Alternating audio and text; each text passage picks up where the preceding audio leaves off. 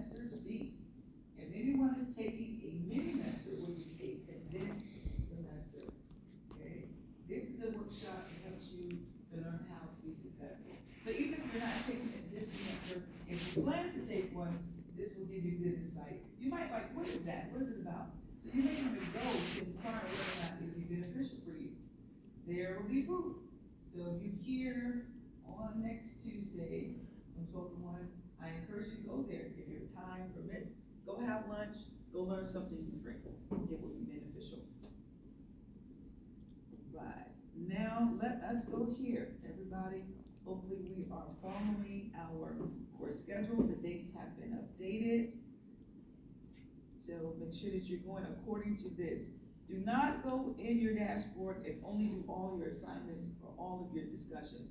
Do it in order, because it helps you to make sure that you're doing everything according to schedule. Now, let's look at our lesson for this week. So lesson 1 was the upper week. So we went through this. Everyone should have completed the student email assignment. We graded this week. All right, now we're in lesson 2. The PowerPoint is here that I'll use. It's always here, you have it. Now this, I encourage everyone to do this assignment, your SmartBook assignment. It guides you through your course textbook. So this lets me know how many students have started. I have 16 students that have not started this assignment. So I encourage every student to start this assignment, go through your textbook to know what you need to do. One thing about your test, all of your exams is based on the textbook. It's less on your PowerPoint or the presentations. Your exams are based on the textbook specifically. So make sure you go through this.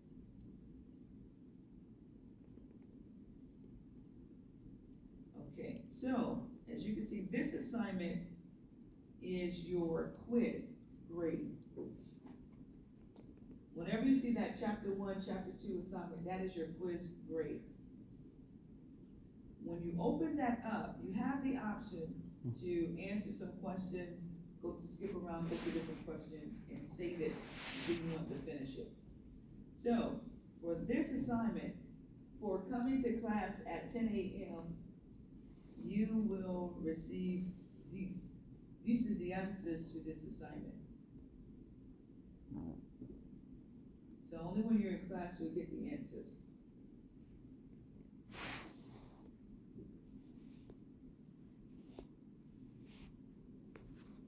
Okay, one person responded finally.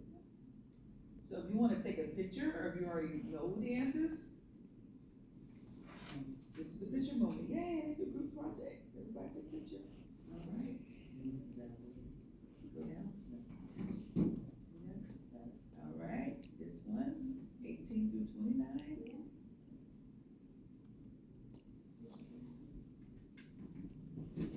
And 30. Hello. You're welcome.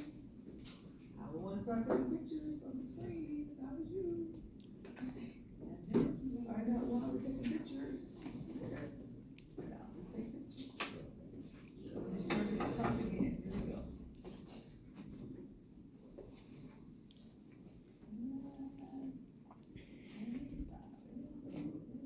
So when you come to class, and if you ever get to class and you don't see this, it's either two things. That we didn't have any quiz, or you can't get. So, for coming to class, being on time, and get these answers, and then also encourage you to go through your textbook. Somebody asked, why do you give us the answers? That's a fair question. Because I want to encourage you to come to class and be on time. This course is designed to help you to build the skills, competency, and discipline to be successful throughout your school year. Being successful requires coming to class, being on time. All right, so this is my little motivation, encouragement, incentive for you to be here. I do it just because I want to, because I want you to be successful, and I want you to want that more than me. Okay, so you determine your success. All All right, let's go into our presentation for today. Now, you are in school, college. Why are you here? So why are you in college? See somebody telling me, yes ma'am, why are you here? Why are you in college? Like my personal reason or just in Just general? your personal reason, why did you come to school now? I'm just hoping to further my education so that I can excel like within any career field that I choose. Okay, she wants to come to have the equipment to excel in her career field. Yes. So, why are you in school? Well, I'm in school because I'm having a son, so I do construction, and my major is HVAC. So my dad can also help me with HVAC and give me jobs and things like that. I know how that money works and things like that. So that's why I finished to get my education. And now, see, that's great. One thing he mentioned is that his father does it, right? So he has his own company? Yes, ma'am. Okay, his father has a company. So instead of only depending on the knowledge, of course, if his father has a company, he's definitely will be trained how to do everything excellently well. But he's determined it won't only be at that level. He's going to get his credentials, learn it for himself, and make sure he masters in whatever he does. So that is great. So it doesn't matter if you are competent, knowledgeable, skilled in an area. There's always an avenue and opportunity to increase your competency, increase your proficiency, and increase skill. So school, college helps you to do that. But for some people, they go to school because they want to learn things that are interesting to them. You know, I don't know if anybody here is just going to school just because I just like learning. That is it. Anybody? I just don't have anything else to do. I want to go to school. Anybody? You? No. All right. How many people are here because they want to make some more money? Yeah, right. That's why I'm in school. That's why we're all in school. Well, most of us. All right. So while you're in school, it helps you to think critically. How does that work? Some of you are taking math and science and different courses. It will help you to think critically about things you would never think about. So school helps you in that way with your assignments. Helps you be able to adapt to the new technology. One thing, exposure. If HVAC system, we're using him as an example.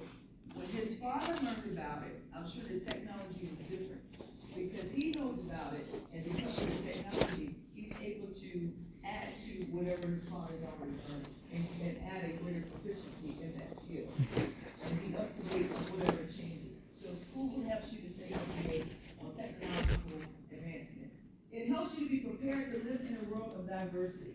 Let's look around our room. Do your community look like this room? The community you live in, work in, or spend most of your time in, does it look like this room set? Some people say yes. Anybody? No. That's life. It's good. There's no right or wrong or good or bad. It just helps you to be more aware, and it helps you be more able to adapt to working, being with, relating with people from different cultural backgrounds, which is wonderful and beautiful. It also gives you an opportunity to learn about cultures on a more intimate level. Okay, so it helps you live in a world of diversity. When I was in school, Agnes Scott, Agnes Scott is predominantly white at that time. I don't know statistics now. So African Americans were about 8%, and any other group was about 2%. So it helped, but I came from a high school that was like 99% African American. So when I went to college, it helped me to relate with people that I was not relating with on a regular basis. So it helps you to be prepared to live in a world of diversity. It helps you to live a life of community service and to make learning a lifelong habit. Okay? How will it help you to live a life of community service? You know, something about school, becoming educated, becoming informed, it inspires you to do more things. It inspires you to take action, take initiative. So you never know what one class, one idea, what a conversation could provoke you to do for good and to make change for the world. It also helps you make learning a lifelong habit. We always need to learn. And as you become competent in your field, you will make contributions in your world. So whatever work you're doing, that relationship, that contact, it helps to, you're contributing to the world in some meaningful way.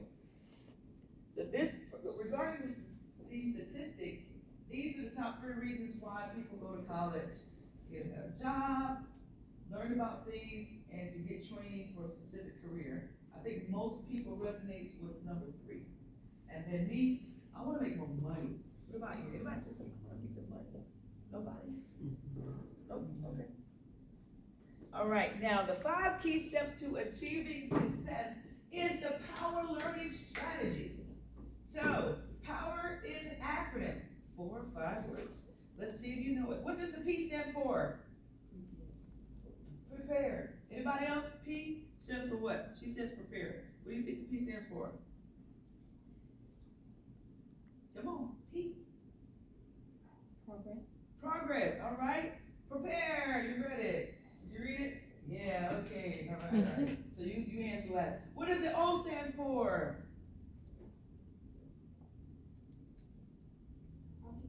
Occupation, anybody else?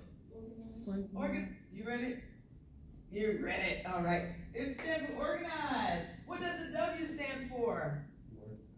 Work. You read it or you just know? No, I read it. All right, these are readers, I'm glad. Go ahead, class. What does the E stand for? Excellence. Excellence, I like excellence. What do you think? Entrepreneur, excellent entrepreneur. E. Excel, I like that. And it stands for evaluate, all right? All right, that word is not as cool as the words you said. And then the R, what does the R stand for? Come on. Reading. Reading.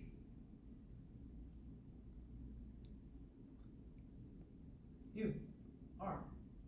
Come on, give me an R word. To help you with learning. Excel, what do you need? R. R for? Rethinking, thank you. It's rethinking. All right, the power plan. You prepare, organize, work, evaluate, and rethink. This is the power plan. Your strategies for success in school, work, life, relationships, everything. Be prepared. To be prepared to reach your goals, you have to have a goal to reach, right? Some people just start and get up and say, you know what, I'm going to school. I don't know what I want to do yet, but I mean, it's going to be something great. I want to be something. I want to make money, but you don't have an idea or plan. You need to have a goal, number 1. What do you want to accomplish? What is the outcome? Even if it's, okay, I want to go to school, get this degree. Why do you want this degree? What do you want to do? You need to be able to see yourself in the future. One reason I like this classroom, you might see me a lot, I open up all the windows so I can see outside. I like looking at the sky. I like looking at the tops of the trees because it reminds me to think farther, see further than where I am. Okay, so you have to see the long term. You have to see where you're going. So to make a goal, it must be smart. It needs to be specific. So someone give me an example of a specific goal. What do you want to achieve? Yes, ma'am. Give me a specific goal. Me? Yes. Be a teacher. You want to be a teacher. Is that specific, class? How many think it's specific? How many think it's not? General. Okay. Specific, they think it's specific. It is general because there's so many types of teachers you can become. Do you want to be working in pre-K? Do you want to be a professor? Pre-K, kindergarten. Okay, so give me a specific goal. You want to do what?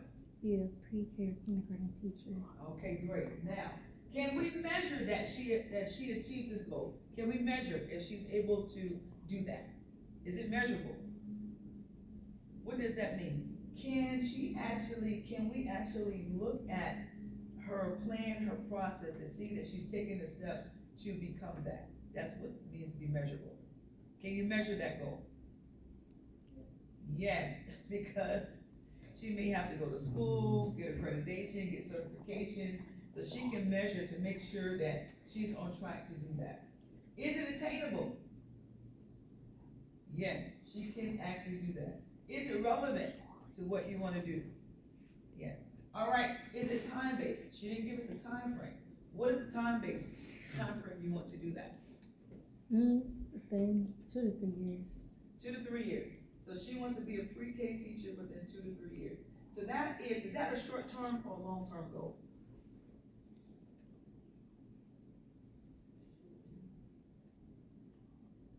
Who thinks it's a short-term goal?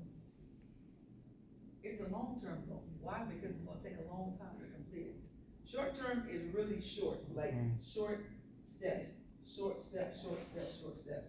So what would be a step before you actually complete the long-term goal? What is a specific goal that you have to accomplish before getting to that?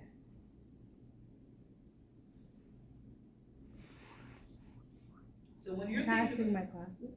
okay, so when you're thinking about your plans for the future, you want to be an HVAC owner or something.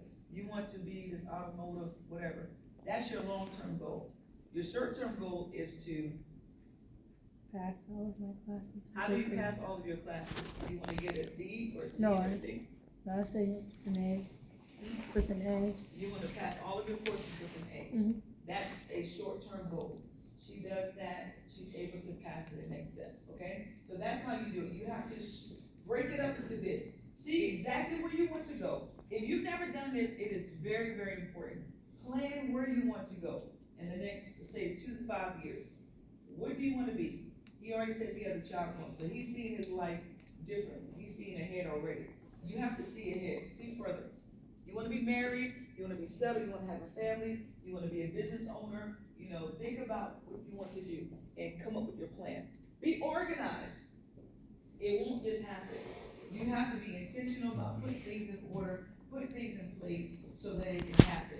You have to be organized physically with resources and people, your schedule. Then you have to be mentally organized, being able to keep everything together. How many people are working right now? It takes a bit to organize the school, the work, and the relationships at the same time. So it takes work, and you have to be able to do that. So I encourage people to rest, take breaks when you need to, give yourself a moment to not think about things. Laugh, read, write, be around people that make you laugh. Laughter does your heart good like medicine. Watch something that'll make you laugh. Listen to something that'll make you laugh. It'll give you a good mental break. Help get you refreshed. Now you have to do the work. It won't just happen. Anybody can wish, but if wishing doesn't make money, you have to work for it to manifest. So you have to do what it takes to motivate you. One thing about life is that you might be your greatest source of motivation. Your family, your friends, your wife, your man, your boo, whatever category, your children, your cat, your dog, may not motivate you, encourage you, or even care about you moving forward and reaching your goal, okay? You have to own it, you have to make sure that this is for you, and you have to do what it takes to get there. You can't be, excuses won't work in life, that's just the truth. Excuse will excuse you from success, excuse you from progress, excuse you from the best that you can have, yes. So, like, I just think this is a little interesting tidbit, because you mentioned the excuses. My mom actually has like this little funny saying she likes to say, which is like, motivation is just a fallacy. Because like, if you can not do something and be like, oh, I just don't have the motivation, or oh, I'm not feeling it now, but like, to me, even like bad work is better than no work, if that makes any sense. Like, I don't know if I'm just talking outside my neck here, or. No, that's an approach, you know, that is definitely a way to look at it. And I do definitely understand that, it's saying that I'm not motivated to do anything. What does that mean? It's based on your feelings. Feelings change. Feelings will always change. Never make a decision based on your feelings, make it on your conviction. I am working, I am doing because I want to accomplish this, not because I feel like it, not because I feel good about it. No, you have to do what you need to do, okay? So make sure that you know why you were here. And I understand bad work is better than no work, yes, but why do bad work? Do your best work, you know? Don't give yourself that allowance for anything that's not your best. And when you know you're not doing your best, recognize that and recognize why. You know, be honest with yourself. So don't, accept that you can't control everything. That is life. You can't control everything. So manage what you can control. Evaluate. Take a moment to congratulate yourself and feel some satisfaction. Did somebody in this class just get their driver's license? Somebody just got a car or something? Not just, you just got a car? Okay. See, you congratulated them. All right. Yeah. That's awesome. All right. Take a moment to congratulate yourself and feel some satisfaction. So when you get in your car, you're like, yeah, right? That's how you should feel. Whenever you accomplish a goal, you should feel that way and encourage yourself. All right? Compare your accomplishments with the goals you are seeking to achieve. Now, keep going further. Do not compare your accomplishments with somebody else's accomplishments. If you do that, you might be depressed because you're looking like their life looks so great, and it may not be because you're not in their life, okay? Or you didn't start where they started. There's so many things that you can't compare. Never compare yourself to somebody else. You can learn from somebody else's life, but don't compare it because it's not the same. Look at yourself. You know, one thing I had to train myself is that I'm only competing with me. There's no competition. You cannot be the gift. You can't. Don't even try to be gift because you can't, because I am. So the only thing I can do is be better than I was. So only compete with yourself. Evaluate your accomplishments. It says, as if you were a respected teacher from your past. Evaluate your accomplishments and be real with your progress. If you are not doing well, be real with yourself and know that. If you're not doing well in school, your work, your relationships, I talk about relationships a lot because it's important. They're going to be with you for the rest of your life. Okay? Evaluate how you are doing. If you're not doing well, recognize that. If you have someone in your life that will tell you the truth that hurts your feelings, it's out of love. The truth is, the truth hurts. That's just the truth. It hurts sometimes. But don't cut people out of your life just because they're telling you the truth. You need people like that. You don't want people that are only congratulate you, encourage you, and never tell you something about you that needs to change or be corrected. Because there is something. You know, everybody needs somebody. I have someone that holds me accountable to everything. You know, at my level, at my stage, will tell me when I'm right, tell me when I'm wrong. Okay, so be open to evaluation from others, from trusted people that you love. Whenever you're receiving an evaluation, always check yourself and check, is this true? It may be true, but it may not be. But always make sure that it's fair in assessing yourself. You know, don't refuse it just because you don't like it or you don't think it or you don't want to believe it. Be real with yourself. Rethink. Now, how can you do things better? How can you get the better outcome? Okay? What can I do differently? Does anyone have anything to contribute? Maybe someone gave you an evaluation. It could be in your schoolwork or in your job or in a relationship or peer. They gave you an evaluation that really made a difference in your life because somebody had to tell you the truth about something, and that's what made a difference for you. Or you had to tell the truth to somebody else, and you saw that it really helped somebody to change. Anybody can share something? Nobody wants to share, but everybody has experienced that in some way. Anybody wants to share? Okay. Okay. That's the truth, and I faced it, I heard it. It hurt, but it was the truth, and I just started doing things differently, and it helped a lot because I don't like school, personally. That's just me. I don't like school. I don't like reading. I was just an athlete. I like playing sport, and once my sports was done, it was over, I was told that I was lazy because I didn't want to do anything else.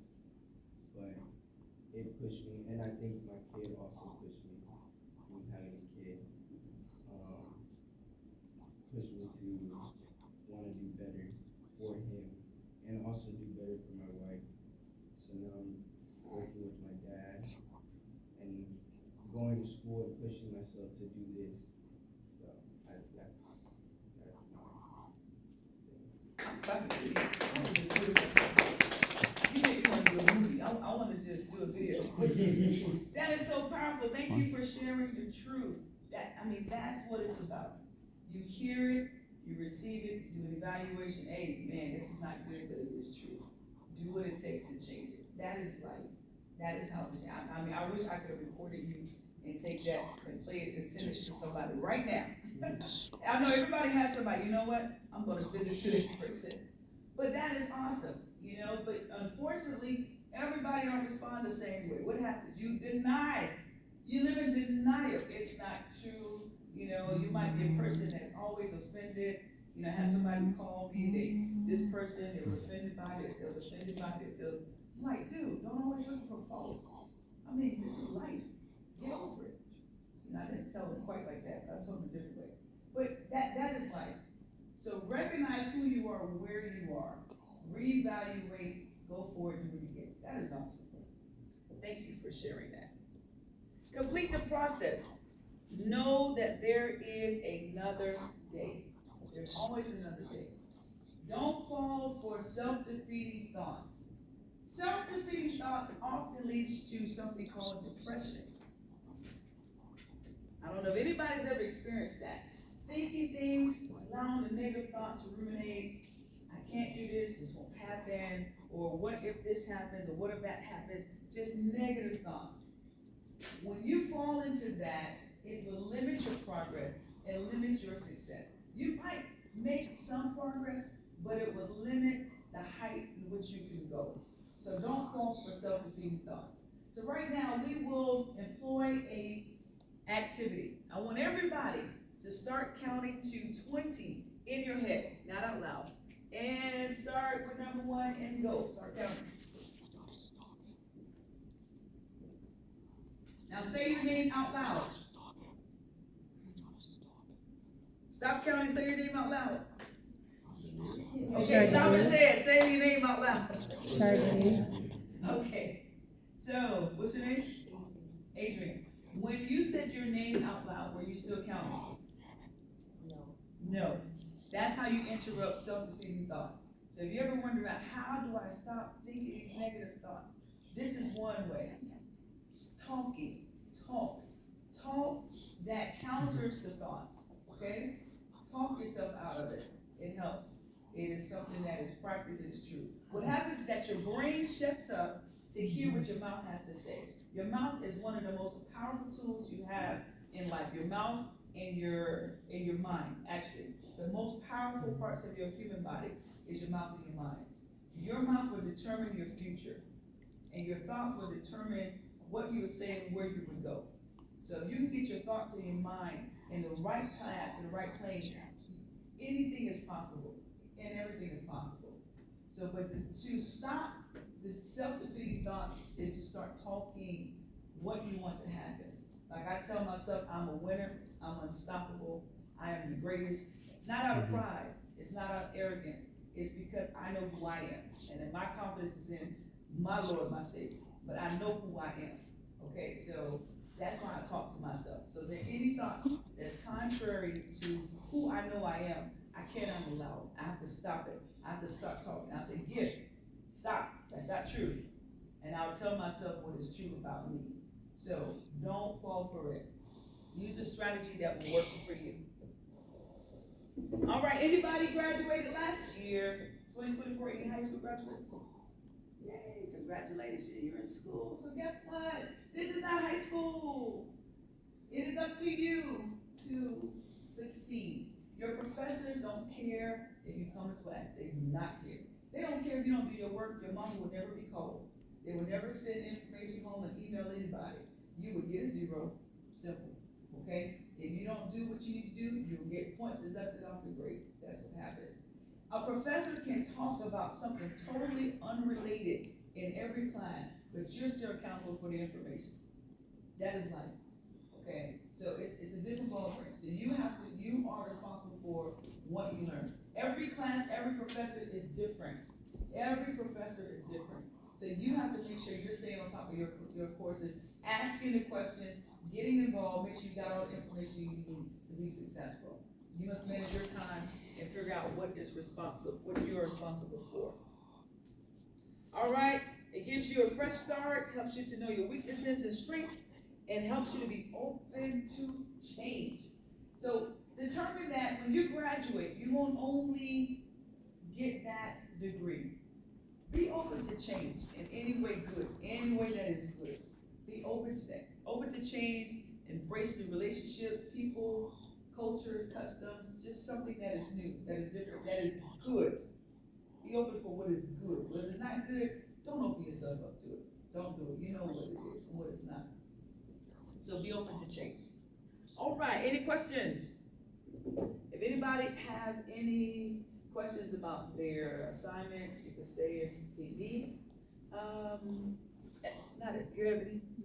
You stepped out. I wanna make sure you got some information while you stepped out. I can't remember. But has anybody gone to the library? Okay, so everybody else, go to the library. That's your assignment. I'll see you all next week. You who's gone to the library, go to the student center. You know what the student center is? Yay! You want me to give you a hint? There's a student center The here? student success center? No, there's a student success center and there's a student center. In the student center, there's a massage chair, they have a gaming station, you can go there, relax. God. Anybody know where that is? Okay, you want a hint? Since It's April. close to the bookstore. Close. So find it, I'll see you next week. All right?